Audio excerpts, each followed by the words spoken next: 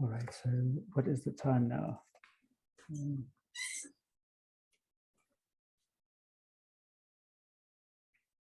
Should we just wait maybe 1 minute and then get going?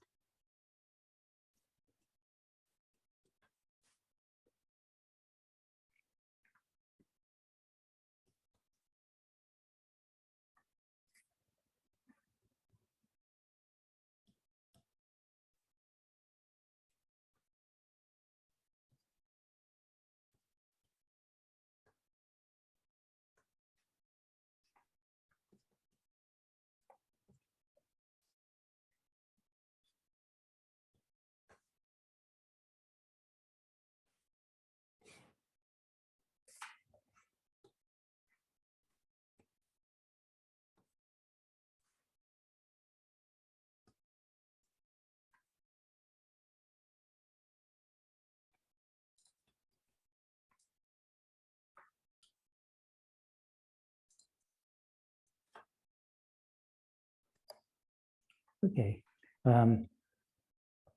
So maybe we should just brief everyone on the idea. So Zurab is going to write what I say, and hopefully it comes out intelligently, or something like that, as he interprets it. And we're going to have sort of a discussion on, in this case, the areas that I'm working on, and then later what Partha is working on, just to give a basic idea to try to understand what the research is about. And it's supposed to be interactive, so if there are questions in between, please do ask. And if it gets a little bit over the head or something like that, then we can try to go back and go to the basic concepts. All right, so Zurab, are you ready? Yes. Okay. So I thought maybe the first thing we could do to figure out what a partial operation is, instead of a partially defined function, is maybe just look first at partial derivatives. So it's a very familiar concept. So we'll work on the ring of polynomials of with indeterminate x over a commutative ring. And then we have the notion of a derivative.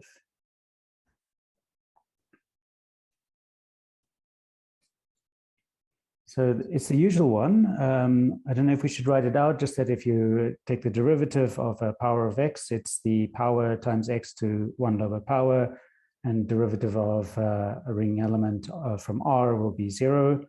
I don't know if we can actually do it in terms of derivations, but we can also just discuss it in the usual way. Yeah.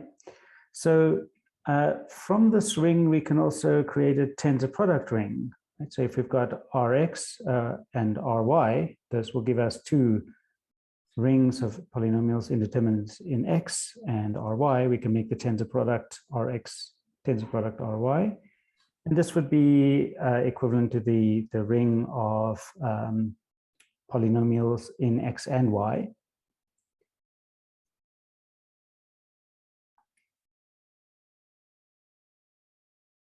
And so then what a partial derivative is the derivative on Rx, say, applied just to the first part of the tensor product. So it would be the derivative tensor product with the identity. So yeah.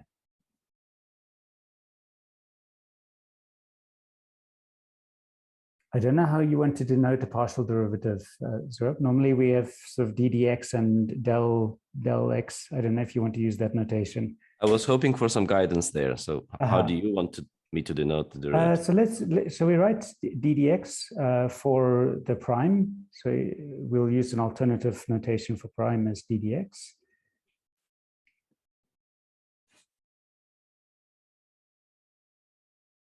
And the del x is actually just exactly ddx tensor product with the identity acting on this tensor product structure. Does that make sense? So it would be just ordinary ddx, meaning the usual derivative on the ring with only one variable, Rx. And then So that's it, yes. And so I would leave the P out and say applied to P tensor Q.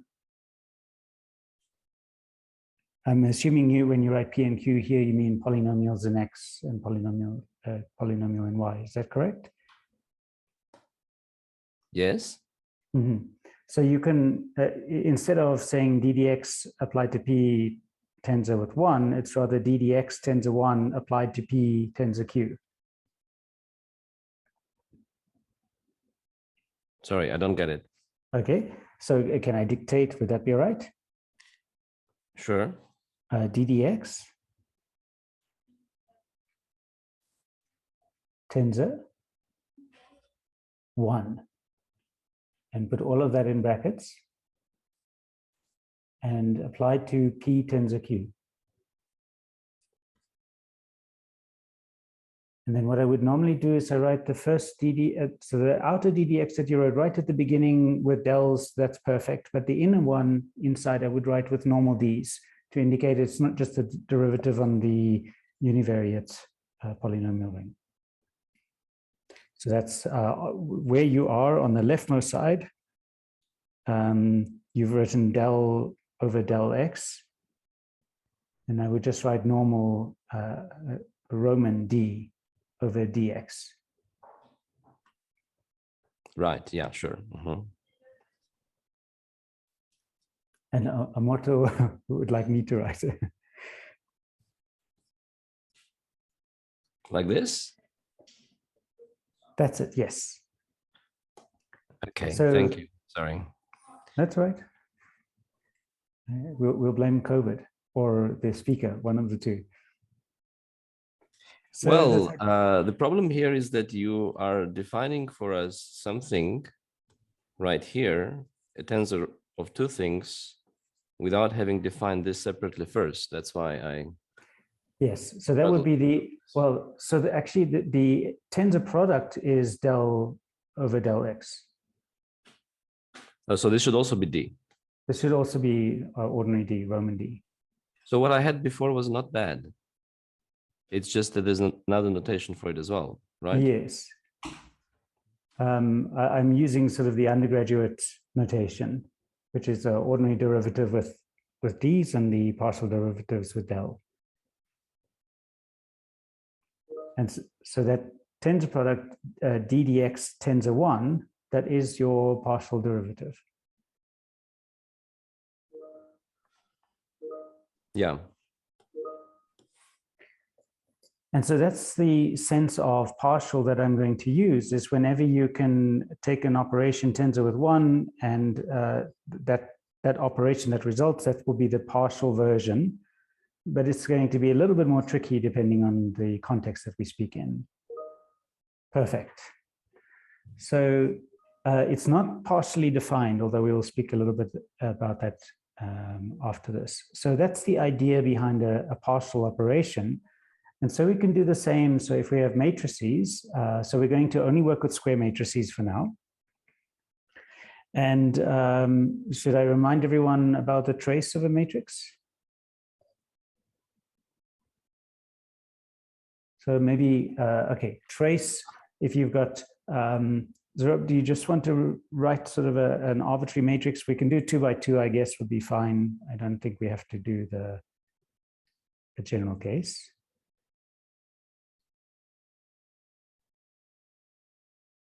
And then the trace is just the sum of the diagonal elements. So we're not interested on anything off the main diagonal. Sorry, Yorick, to interrupt you, Yes. are we supposed to disturb you or allowed, or supposed to listen at the end or something like that? Yes, please, you can interrupt at any time. Okay, I suppose that this Rx, Ry has nothing to do with two of them. It should be finite, or it can be infinite as well. Well, it can be infinite as well. So then you would go to the power series, but I just deal with finite because then you don't have to worry about any complications. But it would work as well, right? In the power series sense.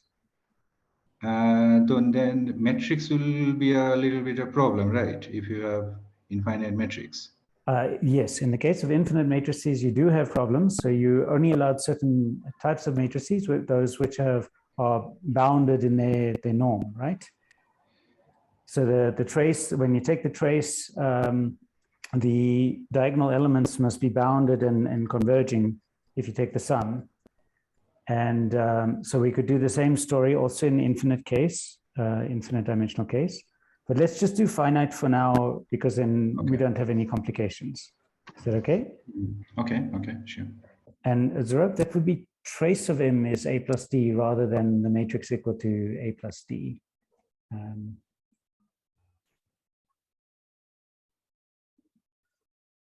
Perfect, thank you. Okay, so in the same way we can define a partial trace, which is the same story, but we just take the trace in the tensor product.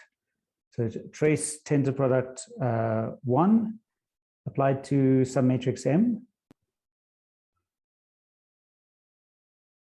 That would be a partial trace. And should we talk about how you would calculate that? So if you're calculating it this way, what you would do is, so Zurab, I'm going to give you, again, if you don't mind instructions, what we'll do is follow the convention that a capital letter is a matrix and a small letter is a scalar. So if you're going to do this trace tensor product 1 applied to a matrix M, we will first write M in the same way that you did with the ABCD 2 by 2, for example, but we'll use all capital letters. So what actually happens is you divide the matrix up into blocks, and that reflects the tensor product structure. Maybe I should also explain that. So if you can write equals trace tensor 1 applied to the matrix, and then capital A, capital B, capital C, capital D, equal to A plus D in the same way as before.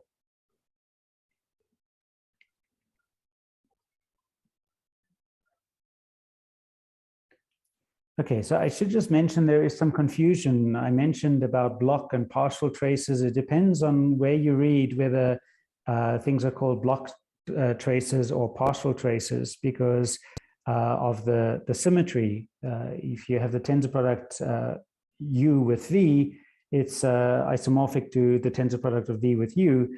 And so what happens to be partial or block depends on how you view things. So this is actually called a block trace, but also called the first partial trace. There is a second partial trace where you put 1 in the first position and trace in the second position. To calculate that is a little bit more involved to explain in terms of how it works in the tensor product, but I will give you an example, then you can see it in a very simple way. So shall we try that, Zurab? So 1 tensor trace applied to M. Sorry, Yorick, interrupting you again. Is your derivative a formal derivative, or you do it with respect to a topology on your ring? A formal. Formal derivative, okay. Yes. Okay. Sure. Sorry, Yorick. Yes. Charles here. In this last case, M is already a matrix of matrices. That's right. Yes. Okay. So maybe I should mention that. Thank you, Zurab.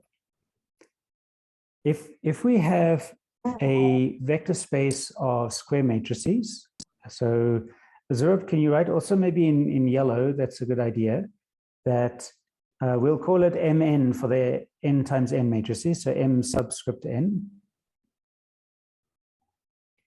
And that will denote the vector space or the algebra of n times n matrices. And if you take the tensor product, sorry, carry on, please. The n times n matrices.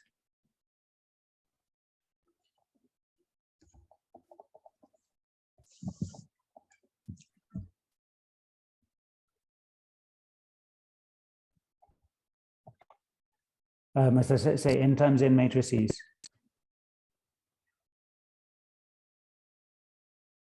Sorry, that's my microphone, probably n, so the same as the subscript. Sorry about that. Okay, so if we construct the tensor product of Mn with Mp, for example,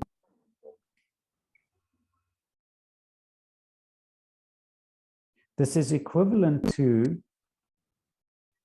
the module of n times n matrices over the ring Mp, so Mp taken as a ring.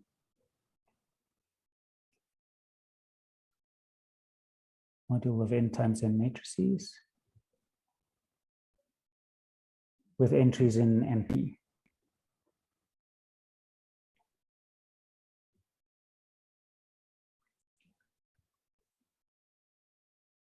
So you don't have to have these equivalences. You can actually speak without them formally, but it helps to sort of see the structure. Okay, so if we take 1 over the trace of m in the same way, so 1 tensor trace of m, as we did before. So Zurab, I don't know if you can continue there. Maybe I've made a mess of the layout. Good. 1 tensor trace in the same block structured matrix. And that will be, again, A, B, C, D. That's right. Okay, this is equal to the square matrix with entries trace of A, trace of B, trace of C. So you take the trace of every entry.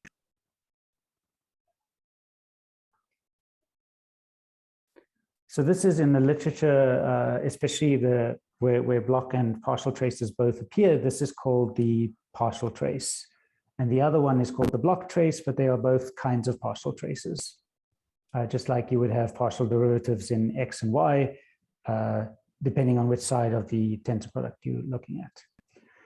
Okay, so this operation features a lot in certain types of work. In one case, in quantum mechanics, describing measurement and things like that. I've been using it in a different sense.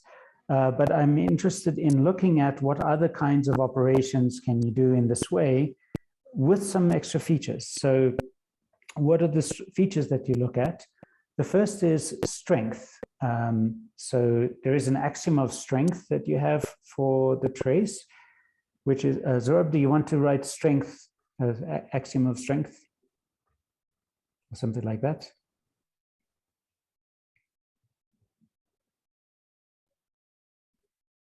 And now what we'll have to do is annotate the identities with the space that they are on. So if you have the identity on Mn,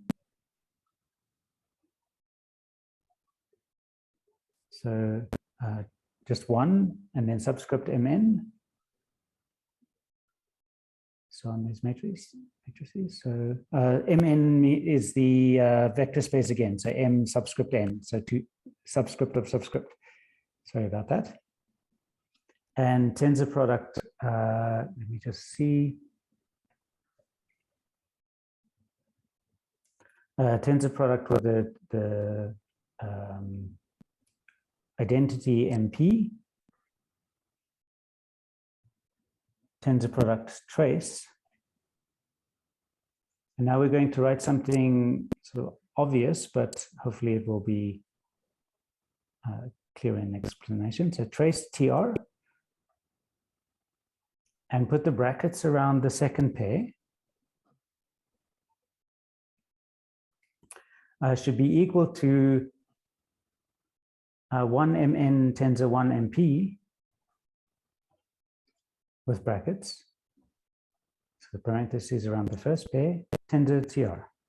So this is obvious in this case, but the strength axiom is about families of operations that are partial in this, in this way, where this property holds, but it's expressed in a slightly different way. But we have it immediately because of associativity of our tensor products. So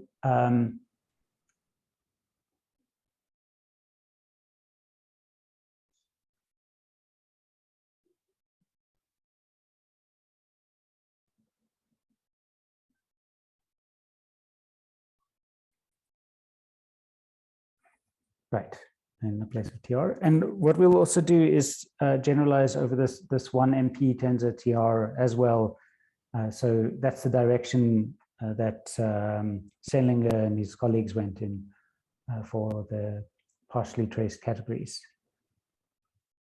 Okay, so that's what we have so far. Let's maybe, how are we doing for time? So we're actually almost into the question time. Should we also discuss maybe determinants?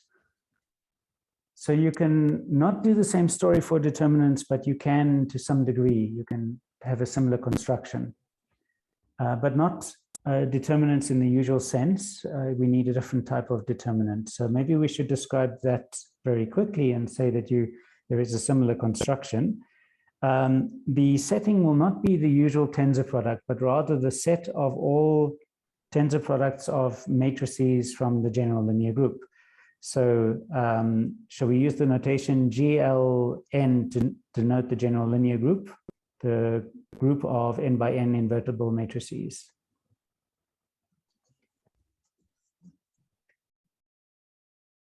Okay, and I don't know if we need to write that for anyone, that it's the group of n times n invertible matrices.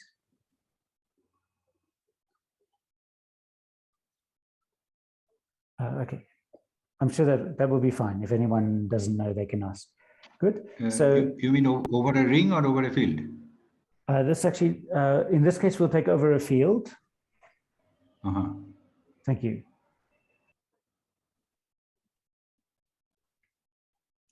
And then what we can do is construct the set of all tensor products of matrices from GLN cross N with GLP cross P. So similar to where we were before, but we're not allowing arbitrary tensor products, just the paired ones. So let's call the set D maybe, DNP maybe, just to annotate the N and the P, equal to the set of all A tensor B, where A is from GLN and B is from GLP.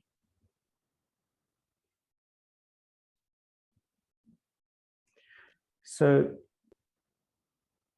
we have a determinant on GLN, but we will work with a different one. So here in this case, sorry, Zurab, can you add? We'll assume that the field is algebraically closed.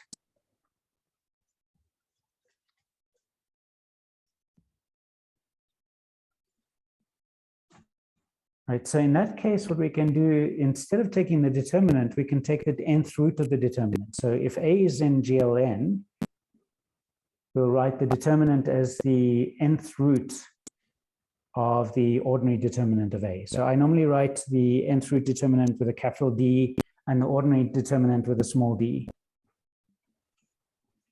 So we can write det of A, that's right, with a capital D is equal to the nth root of the small determinant of A. Actually, I should be more careful there. By the small determinant there, I mean the set of all roots. Sorry, I'm getting lost. So small determinant is correct. Small det A. And by the nth root, I mean the set of all nth roots. So it actually forms a subgroup of the multiplicative group of the field. And so we can take a quotient and then make this new group structure of nth roots.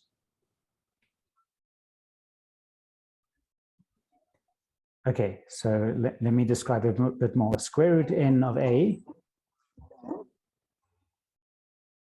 of an arbitrary A, sorry, A from the field. Can we do this on the side, Zurab? Sorry.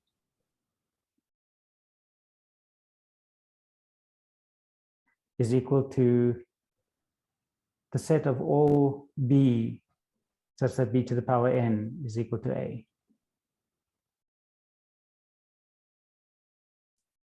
B in the field, yeah, that's right. Yeah.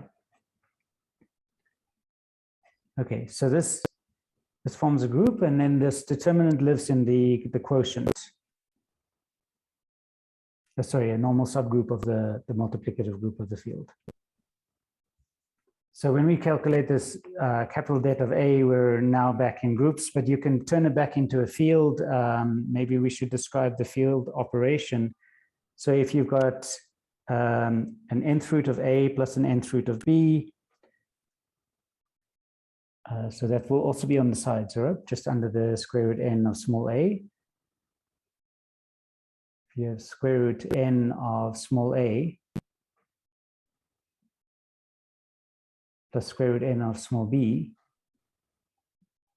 this is equal to, defined to be the nth root of a to the n plus b to the n.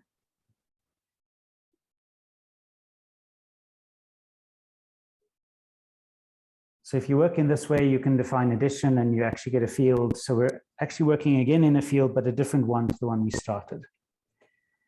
Okay, so if so Zurab, the square root n det of a that you've pushed below the equals, that is equals, so you can put it back where it was. Thank you. Right, with this definition, we can obtain in the usual way the partial determinant, and what it gives you is that, so if you have identity tensor capital Det applied to a tensor AB, so identity tensor Det, capital Det, A, applied to a tensor product AB. So the tensor product applied to a tensor product. Like we did with the trace.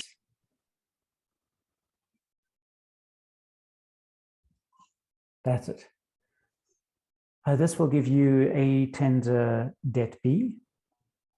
And there's some extra things happening here. I don't want to go into all the details, but there's embedding of fields inside fields. So you can actually, when you do these multiplications, they are sensible in the sense of embedding one field in another.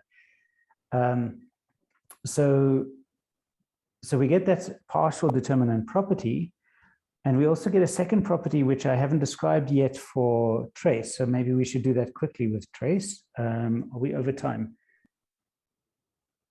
And yeah, then we'll finish there, which is to say that if we take the trace of the partial trace of a matrix, so trace of one tensor trace of a matrix A or M, doesn't matter. Okay, so is equal to the trace of M.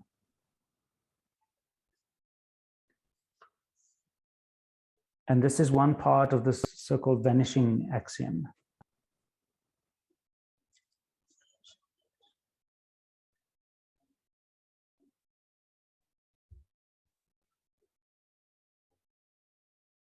And so with our definition of determinant, we actually have the same property. So Det of one tensor Det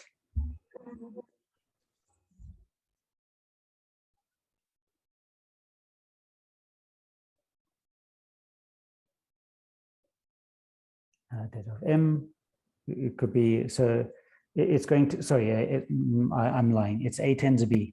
It must be from that set of D.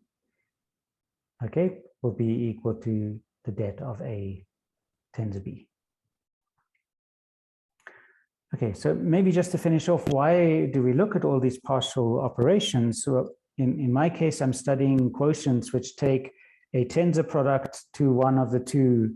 So if you have Mn tensor Mp, and we're looking for a map to just Mn. So I don't know if you want to write that down. So quotients. So it's a quotient map from Mn tensor Mp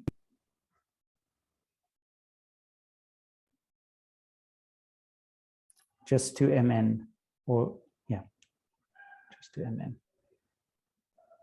And these partial operations seem to be essential in describing these maps. The trace maps give you linear structures, and the determinant maps are for, well, partially, in the sense of partially defined, for the general linear group structure. And they are needed to get the multiplicative properties from the group and the trace for the linear properties. So they are the main way of describing such operations. So I don't know if that gave a reasonable overview. Maybe we should just take a few questions. I don't want to go too much into Partha's time.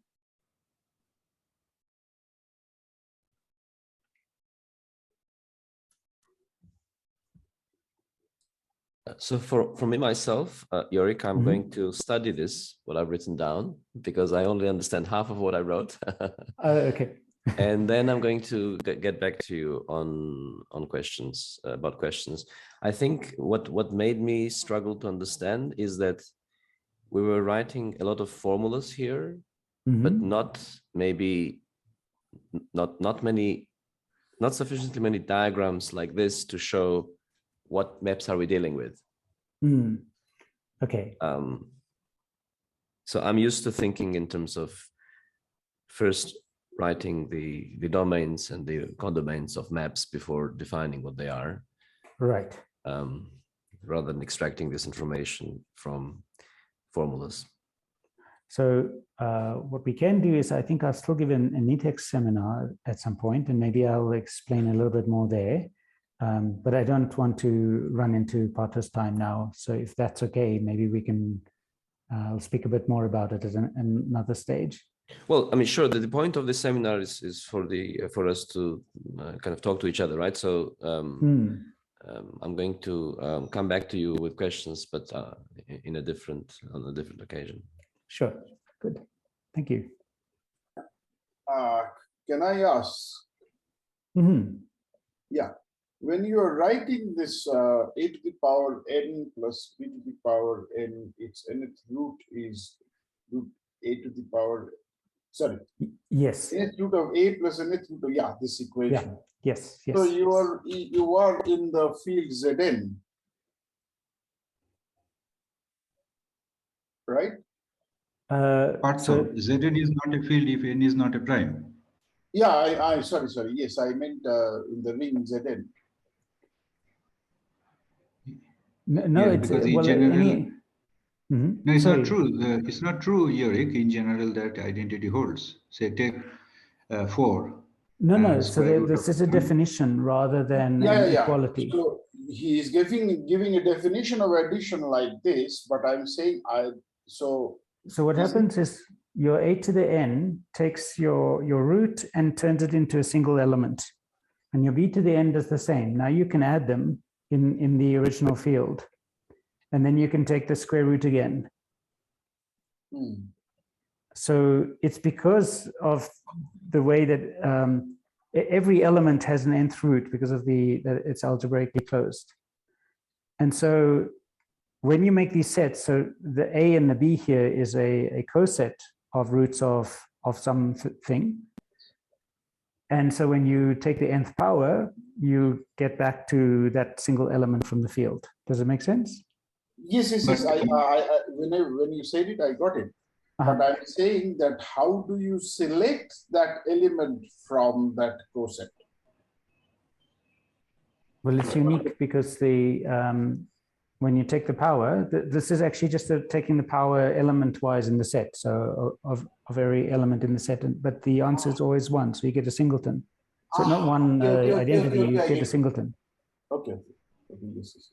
And so you can add the singletons in the usual way. Yeah.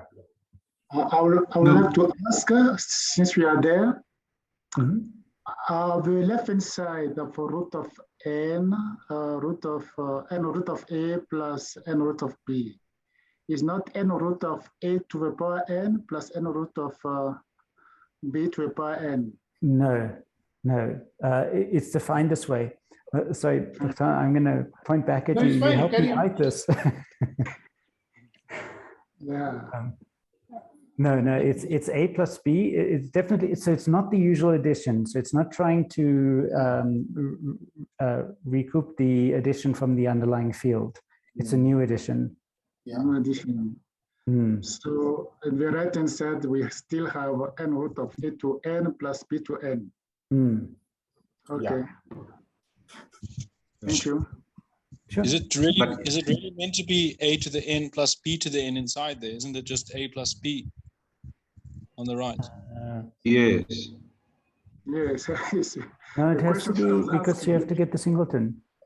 No, you take some element from each of them, raise it to the power n, but that will give you back a, right? And you take every element and you raise it to the power Yeah. n, But you'll which get gives you a the back. same. Sorry, But you yes. say in this formula we're writing the original element that we started with, not an element from inside. James, A is the one that's B n equal to, not A is not a representative from the set. That's what you're saying. Yes. Uh, So on the right it should be representatives added. Yes. Well, representatives to the power n added together, or just a plus b. so it just should be Yes, this. that was my issue. Sorry. Yes. Yes. But that's my fault, Yorick. I wrote this down. No. I dictated it to you. Yeah. Now I get. Yeah.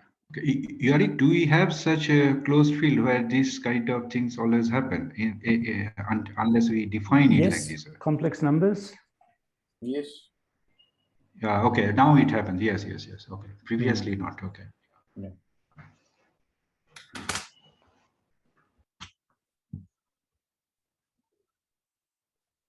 Okay. So if there aren't more questions, does Partha and Serene want to take over? Okay. Quickly, may I ask one more question? Yes. Unless I missed it, you started with something derivative, and how that thing is related later on with this thing, because I don't see any derivative anymore. Aha. So, well, firstly, just to introduce a partial operation, but to be honest, so what's actually happening is I'm working with a colleague on essentially the vanishing property. What would it mean for partial derivatives? But actually, so there's a small thing that you have to do to make this sensible, is that you don't take the single operation, but rather a module of operations. And then the behavior starts to become like a trace, because when you look at the partial operation is easy because when you're working in this case, the module, you just have to say how the module acts, so elements of the module acts on the tensor product. And then the vanishing property becomes coproducts effectively in the end. So it starts to go in sort of a different direction, but the same kind of axioms that you want to satisfy. Does that help? So you were saying that there is some connection between, if we think this partial as an operator and trace as an operator, so they are related with each other in some sense. Yes. But to get the full scope, to get all to look at strength and vanishing axioms, then you actually have to look at it in a slightly different way. So it's actually a module of operations. You wouldn't be able to do it just with a single operation, because then the algebra doesn't work out. Okay. I'm afraid that's unpublished work and still very early, but there is a connection. Okay, thank you, Yorick. Sure.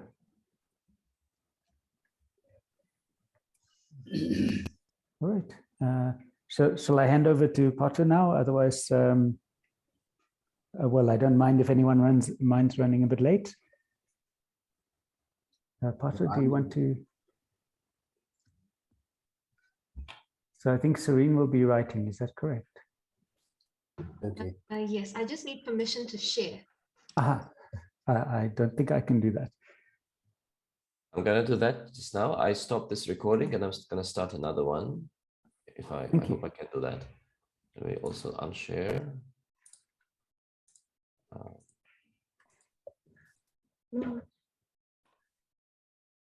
Is the mic on? Yeah.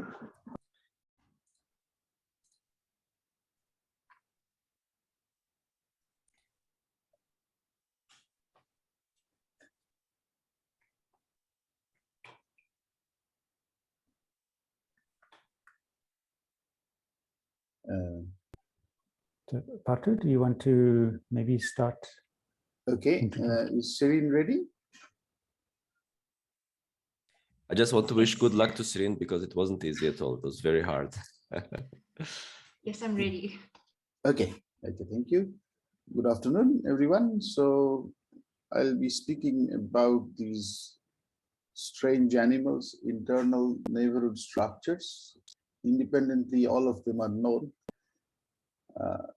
Now, to make something internal essentially means that you are trying to instantiate that inside arbitrary category, not only inside sets. So in particular, this would also include the instances of sets. And one of the uses of such thing is it gives a much more clearer picture of this notion when it is instantiated in an arbitrary category. So examples of such, for instance, in algebra already exists. So you have, when you study the topological group, it is actually a group instantiated inside the category of topological spaces. A localic group is a group instantiated inside the category of locales, and so on. So you can have many of these algebraic structures in other categories. For instance, it's interesting to see that a monoid or a group, for instance, when I started with a group instantiated inside a group becomes an abelian group.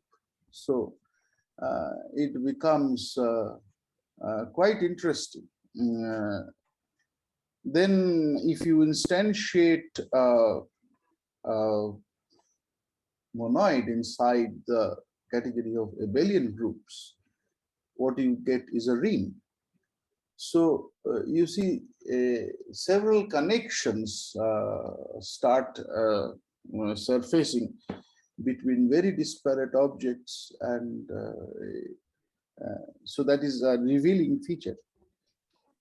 The same thing needs to be done for spatial structures. Now, it was already done long time by many mathematicians, considering topological spaces as special cases of closure spaces. Now, what is a closure operator? So let's first look at it from the point of view of sets. Well, a closure operator is an endomap on a set X.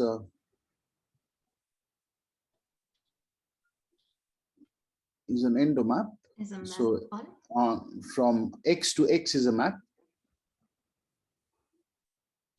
So it's a map from X to X. C from X to X, yeah. Such that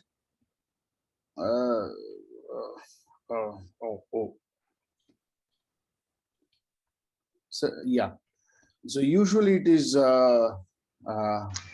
Partha, you mean power set? Yes. Sorry. I'm coming. Sorry. Not on a set. X is a. Let's take X to be a complete lattice. So X is a complete lattice. Is an endomap on a complete lattice. So X is a complete lattice. Sorry.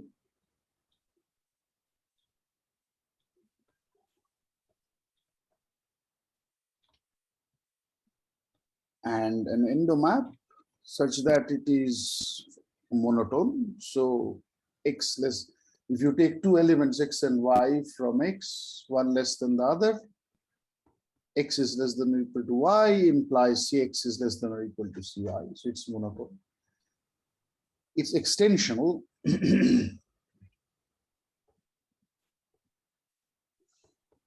It's extensional means for each X, Cx is larger than X. So X is less than or equal to Cx.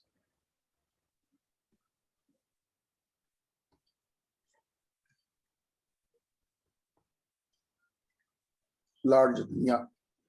Yeah, than Cx, yes. And Another which is very normal to take, although later people differed from it, but I also consider it's grounded in the sense that C of the smallest of element, C of 0 is equal to 0. So it's usually called grounded. So these are grounded extensional monotonic maps. Now, these are closure operators, and once so how we needed a complete lattice, but usually what happens is in topological, when we do topology, we consider for each set X, the lattice we consider is the lattice of subobjects, so subsets. And we take the closure operator on that lattice of subobjects. So that's, yes, subobjects of X. And we consider the closure operator on that lattice of subobjects. And that gives us a closure operator. We say it is a closure operator on the space X. So therefore, in classically, when we start with a set and a closure operator, by this I mean a closure operator on the lattice of subobjects.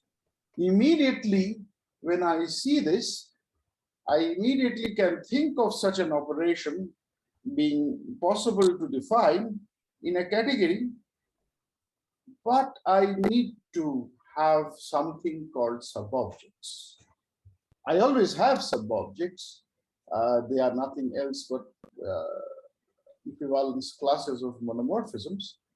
But just having a subobjects doesn't satisfy me. The reason is I need it to be a complete lattice. And that, if we see in most of our cases in mathematics, in most cases, the subobjects do make a complete lattice. They sometimes are more. For instance, for sets, they make a Boolean algebra.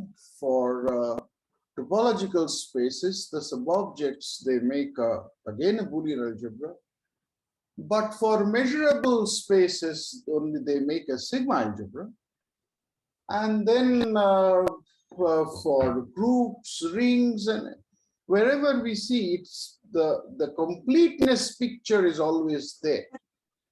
So may be distributive, may not be distributive, but it at least is complete. So it turns out that each object X having a complete lattice of subobjects is an essential feature which I want to utilize. But now let's see, this is what I was saying when people tried to internalize the notion of a closure operator. Obviously, along with this, they needed some kind of compatibility conditions. What do I mean by this? So suppose if you have a closure operator Cx on the object X. So that means a Cx is a closure operator on the lattice of subobjects. Okay. And similarly, you have another object, say Y and Cy, which is another closure operator on Y. Now, how should we think of a morphism between X to Y? Should we consider all the morphisms to be continuous? Well, if we look into the category of topological spaces, yes, Sorry that to is. interrupt, but I'm not able to capture what you're saying because it's moving a bit too fast. So if you could just indicate to me what you'd like me to highlight and write down. Yeah. So what I wanted to say is C subscript X is a closure operator on X, say. Yeah. C subscript X is a closure operator on X. Yeah. Similarly for Y.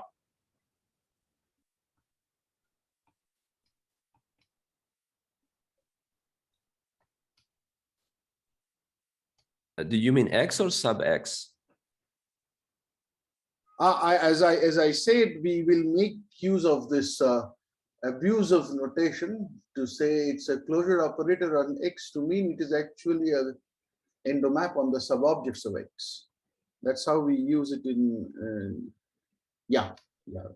So in the endomap on subobjects of X. So this usage is from literature for quite some time now. So yeah. So it's a closure operator on Y. And then if I have a morphism from X to Y, then how should it look like? How should it behave with respect to morphism F? So how should it behave with respect to the closures, closure operators Cx and Cy? Now, if we consider topological spaces as closure spaces, then we see that every morphism is actually continuous, right? Yeah. So behavior with respect to Cx and Cy. Yeah. In topological spaces, every map is continuous, every morphism is continuous. But if we do the same thing with sets, in the category of sets, then we have to be careful. Not all maps are always continuous. So there is something extra that comes into the picture, is that every map may not be continuous with respect to these closures, but some maps will be. Partha, can I please ask a question? I'm slightly confused here. Yeah. You are saying now in set, not Yes. every morphism is continuous. How are you defining continuity in sets? Are you endowing every space with a discrete topology? No. When I'm saying, when I look at this idea in the category of sets, so now I have X is a set and Cx is a closure operation on X. Every map is not a continuous map from XCX to YCY. Yeah? No, okay. So, but the continuity condition is already somehow taken care of in the case of topological spaces when we are considering them as closure spaces. So when we say that we have a morphism of topological spaces, they're automatically continuous with respect to the corresponding closures. So every map is continuous in top, but not in sets. So that's what I was trying to say. So one has to keep in mind this difference. Partha, sorry to interrupt yes. you. I just wanted to follow up on Temba's question. So how do you say, what does continuity mean with respect to these closure operators? How is it defined? Okay, so the usual definition is if you take the image, I was going to come to this. If you take the image of the closure of something in the in the domain, it should be smaller than the closure of the range, right? So shall I? Who is this? Serene, please, a little bit. Can you please go up a little bit? Scroll up. Yeah, you can just after this F. Yeah. So for each X in X, small x in X. So F of Cx X, C capital X as subscript, C capital X, yeah, you're right. Okay.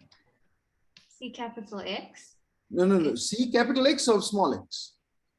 Oh, okay, apologies.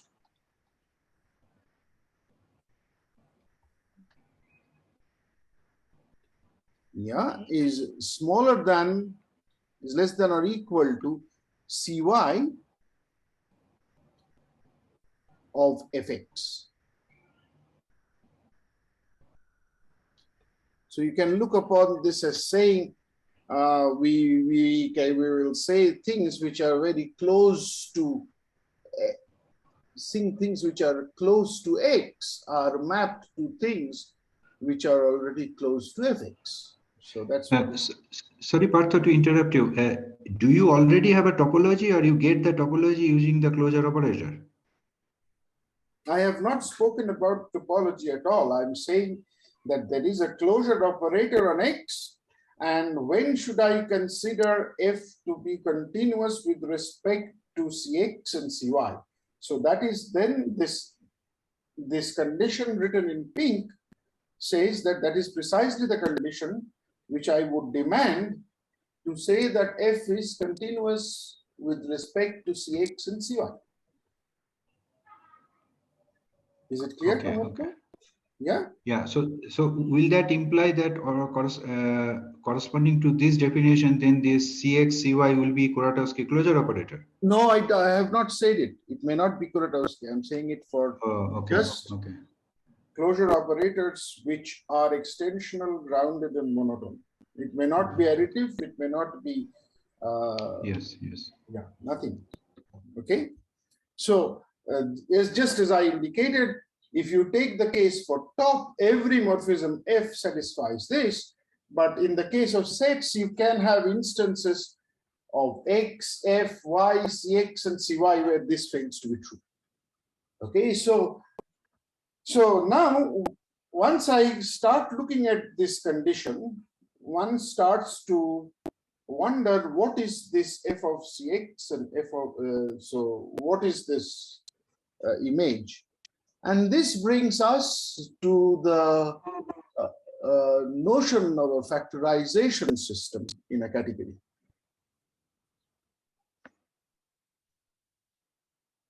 Factorization system in a category. In fact, I should add an adjective. I'll be requiring what is usually called a proper factorization system. So yeah, you could put, yeah. Now, what is a factorization system? Well, it is. It can be said in several ways, but here's possibly the most convenient one, and that is a pair. Says say mathfrak E and mathfrak M, or script E and script M. How would you write it? Script E, okay, and script M.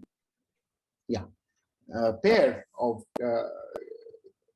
morphisms. Both are morphisms of the category, such that so pair of morphisms of category, such that I have two conditions. One, the first one is every morphism factors every morphism F. So every morphism F, there's the first condition.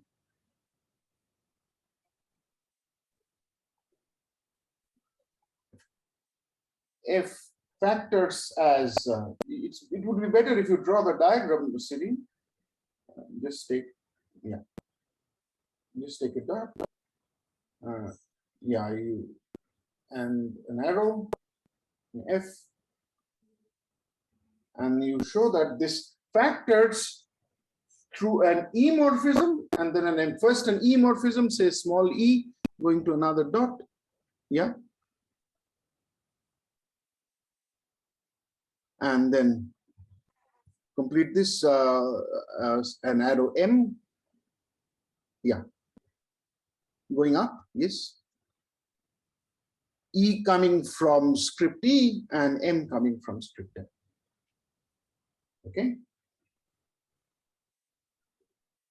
No. And the small e coming from script E and yeah, small e coming from script E and small m coming from script M. So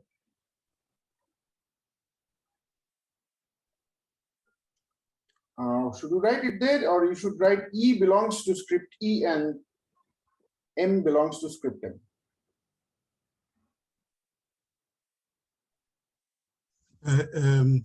Partha, it's Chelsea. Yeah. Hello? Yes, yes, yes. Okay, no, I think I was going to comment that maybe what is confusing is that maybe there where we said the morphisms of the category, when they say collections, like E is a collection of morphism, M is a collection of morphism, then what she has written now is fine. I was commenting on why she was putting M there. Yeah. Yeah. Exactly. So some such thing like this. Okay. So you see this happens, and there's a second condition that such factorizations should be unique. And what do I mean by that? So if you have ME is equal to ME prime, then you can find an isomorphism between the codomains of E and E prime such that the essential diagram commutes, so the big square commutes. So how do you write this? Okay, Serene, first on the top row, write this as this ME as a straight line. So E followed by M. On the top row, yeah. If just after if, right? E followed by M, so it's an arrow. Yeah.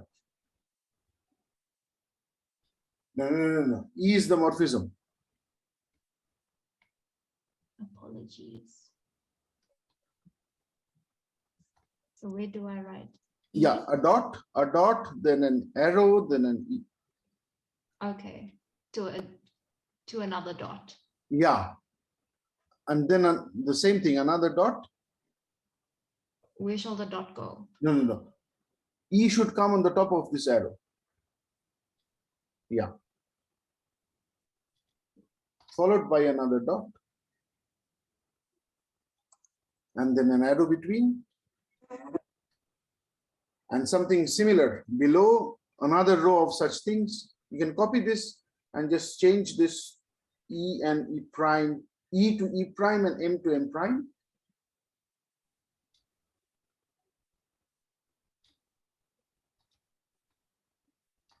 Now, since I'm saying ME is same as M prime E prime, so the initial dots where E and E prime starts from, you can draw a big equality here. Yeah. Big equality between the domains of E and E prime. So there. And same within the codomains of M and M prime. Codomains of M and M prime. So that this means that I have two factorizations of the same morphism. So I demand that there exists a unique isomorphism. So there's a unique isomorphism from the codomain of E to the codomain of E prime.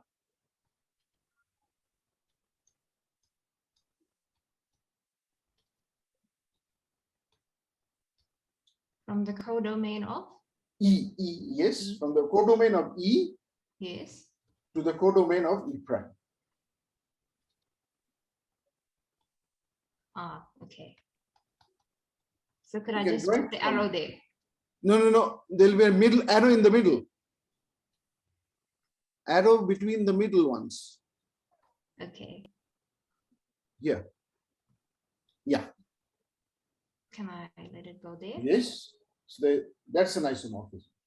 So you can write there's a unique isomorphism U, which makes the whole diagram commute.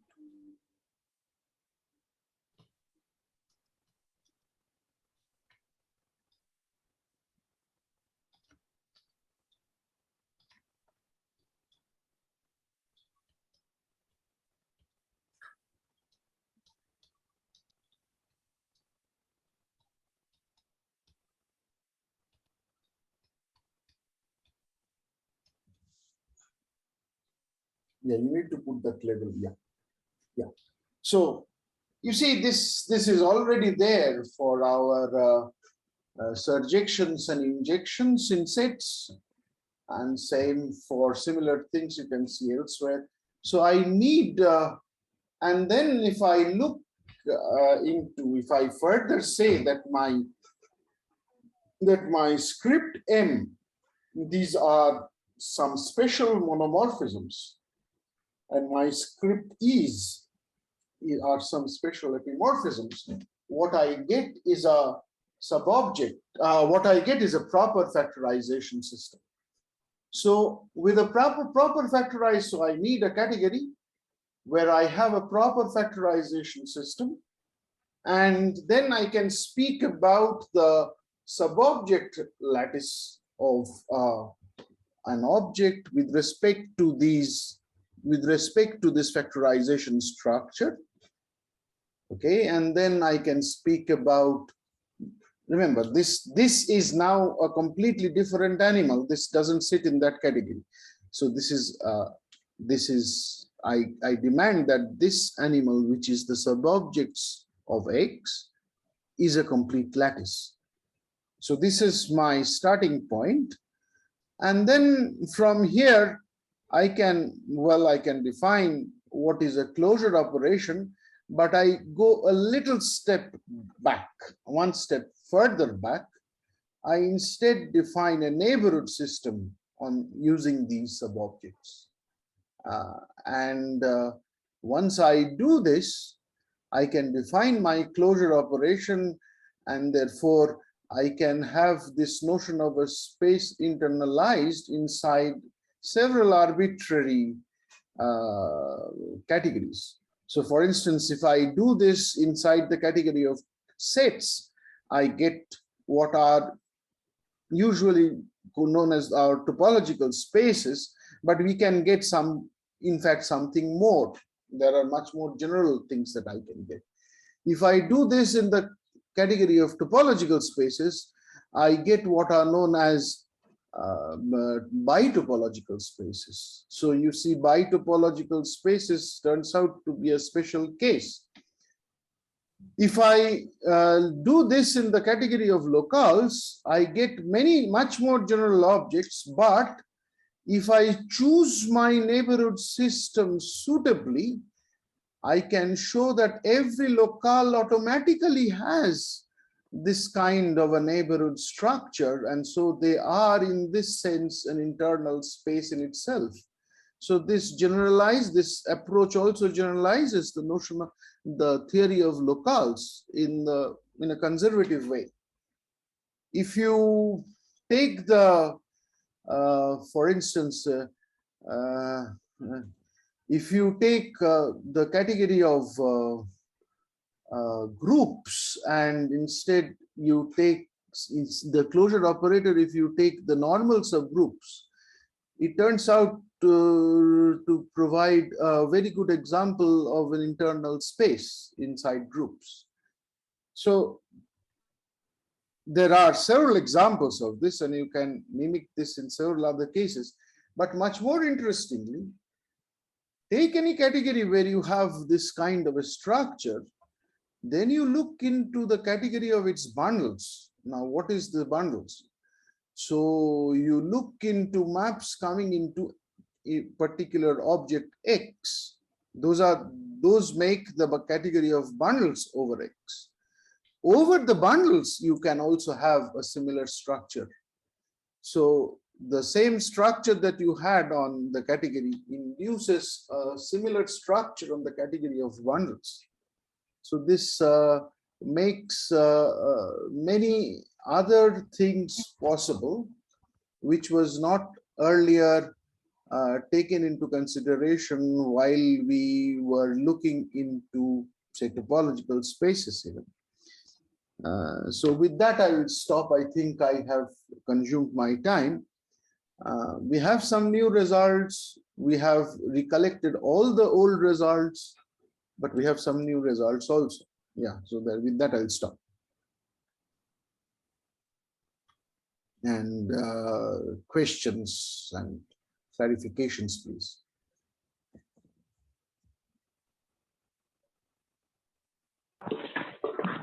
By bundle, did you mean like comma category, or you mean something else? Yes, exactly. What we call as comma categories or slice categories, yes. Okay. Yes. Yeah.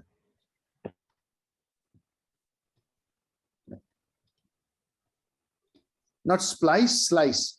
That P should be just taken out.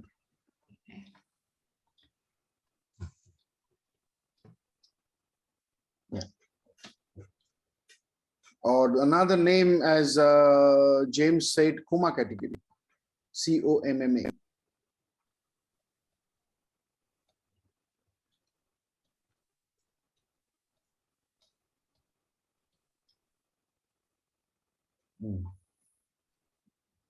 Yeah. Yes, any questions? Anybody can, anybody knows why it was called, given the name of a comma category? Slice, I can understand.